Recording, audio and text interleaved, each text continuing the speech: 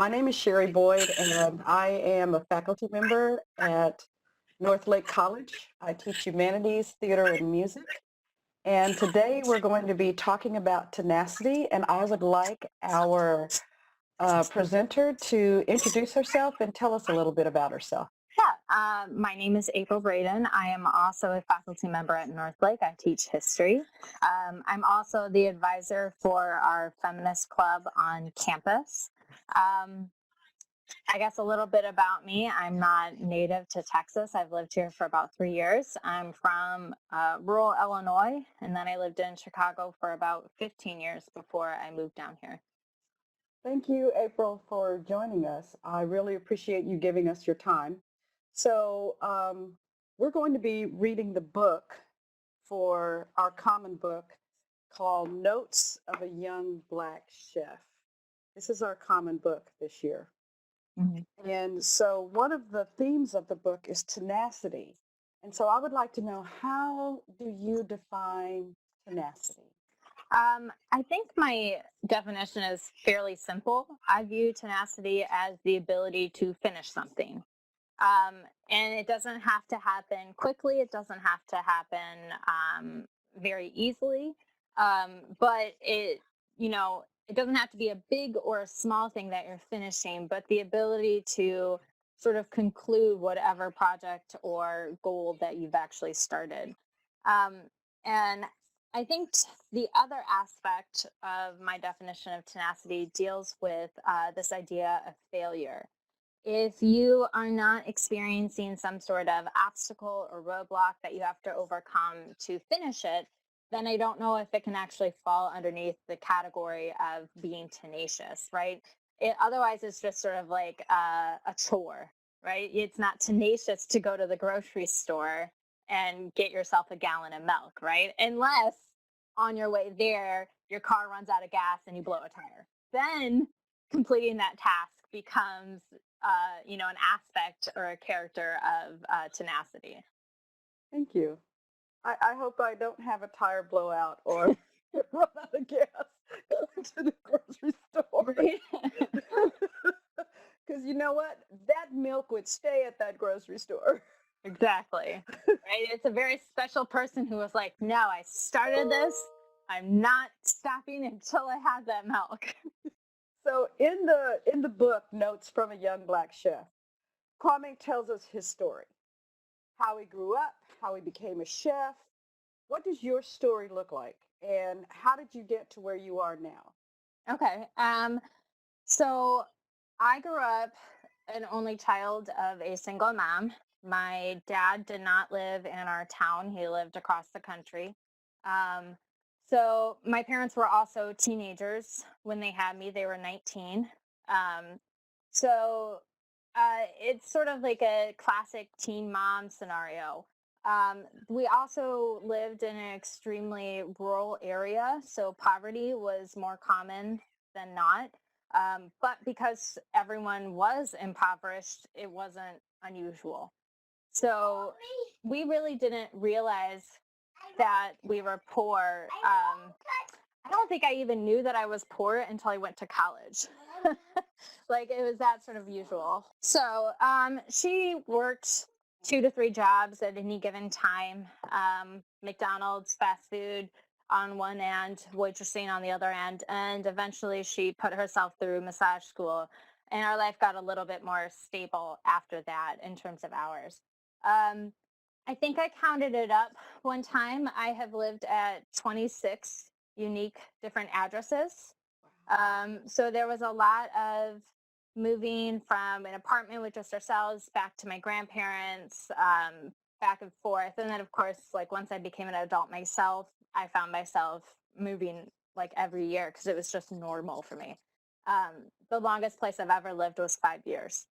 So I didn't realize until I was 26 that I was functionally homeless. Like I actually kind of fell underneath that definition. It wasn't until someone told me that I was like, oh, yeah, that makes sense. Because if we weren't living with someone else, very frequently we had a roommate move in with us to help with rent, that sort of thing. Um, we were on welfare, we had food stamps. There were a couple times that, I remember going to the grocery store and having to leave because they wouldn't accept our check. Um, that if it seems like I'm talking about it sort of like flippantly, it's because I really didn't think that that was an issue when I was a kid. I truly believed that everyone spent, one weekend night at grandparents at A, the other one grandparents at B, and at aunt and uncle's house 3 nights a week, because that was the reality for a lot of the people. The other thing too is that it just didn't seem like you don't get to complain about that stuff. You get your job done, right? Because if you don't, there's dire consequences. And you don't complain about being tired from work because everyone worked all the time. If you had one job, you were a farmer, and there's no vacation time for farmers. So I think that sort of way of growing up kind of played out into my own education and my own job goals. Well, one of the things that Kwame focuses on in his book is the many obstacles, which I think you've already spoken to. So, can you talk about some other obstacles along the way that you have encountered? Sure. Yeah, you've been listening to them as they run in and out. When I got started my PhD, a month later, we got married. We were already sort of getting up there in age. We knew we wanted kids. So we had our first son right away. And so now he's 5. And then we had our second child after I finished my comprehensive exams. And then the same year that I was pregnant with our second, we decided I was applying to jobs. And that takes a really long time. For those who don't know, you apply to jobs for academics in like September through December sometime. Maybe if you get called back for an interview, that'll happen in January, February. You won't know you have the job till March. So we're going through this 9-month process at the same time that we're pregnant, and we have to move because our place is too small. We literally closed on a house that we were going to remodel. It was a foreclosure. And then the very next day I got offered the job down here. So we were in my 3rd trimester flipping this house, getting ready to move across the country. My husband pulled that off. I still don't know how he did. He did it all himself. We didn't pay anyone. And then I had Archie, and when he was 8 weeks old, we got on a plane and we moved down here. So that's why I still have my dissertation done. Wow. I've been teaching full time, and luckily we're able to put them in a good daycare, but you don't get a lot of time to focus on writing when you've got 2 kids at home and working full time. No, you don't. So with your tenacity, you're going to finish because hopefully it's about winning. yeah. Now it's about winning. I think I do think that there is like sort of like a level of competitiveness when it comes to tenacity. Like I would be so embarrassed and annoyed if I quit something. Like I would be so annoyed to know that other people knew that I was a quitter. So beyond getting to where you are now, which is brilliant, all right, I just, to look at your, as I say, your beautiful little face, you would not think that you had faced all of the things that you faced. Yeah. And again, I don't want to feel like I'm a martyr or like, I don't know, like it was hard. It was just when you don't know anything else, that's just what you do. It's not like, and I think for a lot of our students too, it's not a matter of, oh, this is hard or my life's hard or woe is me and I'm laying down my victim card. It's, if that's your reality, that's your reality, and you just got to figure out a way around it. So beyond where you are now, how did overcoming the obstacles you discussed impact you where you are right now? As a teacher, as a mom? Yeah. I think I could be a very harsh person. I'm very sort of demanding, and I don't really accept a lot of excuses. And one of the things that my grandfather told me when I started teaching is he reminded me, he's like, you have to remember, not everyone is like you. Like, you have to acknowledge the fact that things that you found not difficult are really, really hard for some people. And you need to accommodate that.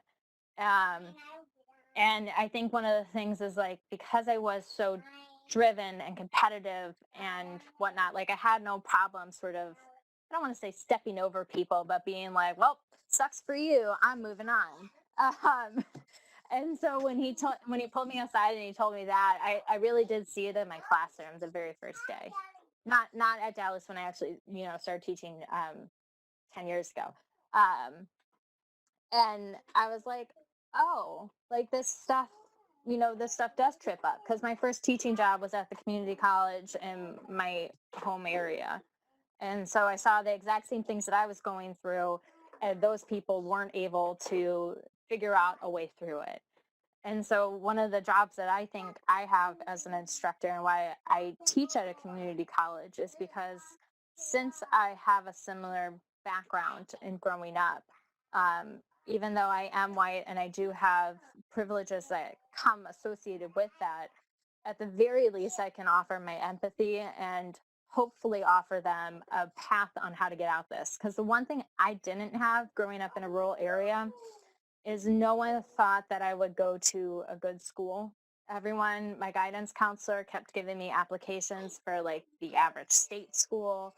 And I kept saying no. And they were like, well, you can't pay for it. And I'm like, honey, you don't even need to worry about that. Like, I will figure that out. And I got into the good school, and jokes on them, I don't have a lot of student loans. And because I figured out how to pay for it. And but I had to do all that myself. There were no ACT preps. I didn't have AP classes. We didn't have dual credit because we were such a small school. There were only 70 kids in my graduating class. Oh, wow. So we had no funding. And there was the people that I was looking to for my leadership, like they were the success stories, and they went to the schools that were, middling and lower. And so there wasn't a lot of help for that. And so if I can offer my students like guidance on like, how do you transfer, like what should you major in, like what, don't let your parents tell you that you should major in accounting because you really have a gift here. Like, I understand the need to make money, trust me, I do, but don't squander your gift because you're worried about not being able to provide. You'll be able to provide. But, I don't have any more questions, but I have enjoyed this conversation. Is there anything else perhaps that you would like to share? I guess the one thing that I was thinking about when I was reviewing these questions was this idea of employers are always looking for someone who's tenacious, but they don't know how to define it. And so one of the things that frequently comes out with job applications is must be a self-starter. And I think that's the dumbest thing ever. It's so easy to start something. It's really hard to finish it. And if you can just finish little things. And I think learning how to meet deadlines is probably the biggest struggle that you'll have. Like, how do I manage everything else and still meet this deadline? And then also learning, like, I'm juggling everything else. I can't meet this deadline. But at the very least, I can ask my boss or my professor in advance, say, hey, I'm struggling with this. And I think a lot of students are afraid to ask us for help when they're struggling. But like, we don't care. Like, all we care is that you are talking about it with us, right? So sort of learn to ask for help, and don't keep silent. That's probably the one thing. I could have been something else completely, right? Who knows where I could have gone if I would have learned earlier on to ask for help and not be so afraid to talk to people. Well, we appreciate your time, Yeah. especially with everything going on. I'm so sorry for all the distractions. Normally it isn't like this. What is normal at this time? Yeah. I mean, honestly, we're all at home. Yeah. So really appreciate your time, and thank you so much for sharing. Well, thanks for asking me to participate. It's nice to be viewed as someone who's tenacious. I hadn't really thought of that before.